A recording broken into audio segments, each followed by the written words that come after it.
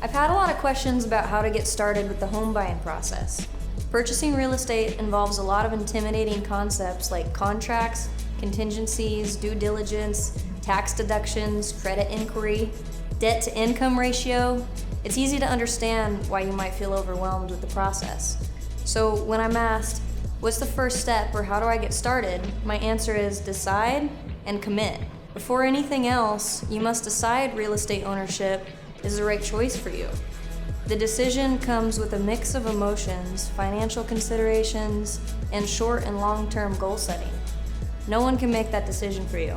I always tell people, decide when the time is right for you to start paying into your own investment, calculate what monthly payments you're comfortable with, and find a home in that range of financial commitment. As long as you lock in a monthly payment that you feel comfortable with, no landlord can increase the rents on you, and there are several strategies for tax write-offs on part of your mortgage payment. The market will always fluctuate year by year, and there are always pros and cons to waiting or not. So if you're wondering if you should buy now or wait, if this is your first home and you're borrowing money from the bank, I would say commit when you're ready, and if possible, take advantage of affordable interest rates. A 1% change in the interest rate could change your purchasing power by $100,000 if you're searching for a $500,000 house. So don't pay attention to what the market's doing.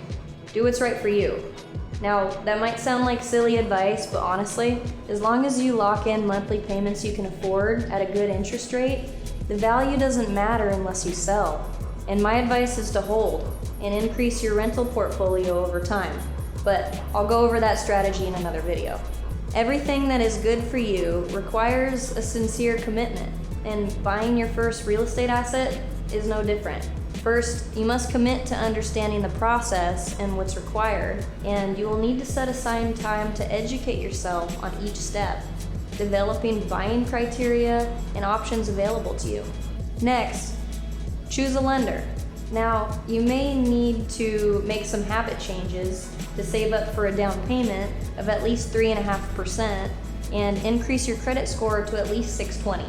But these numbers vary depending on where you are or who you work with, but a good lender will educate you on the whole process and help you make informed decisions. Next, you must choose a broker to work with. Now, you want someone that you can trust above all else.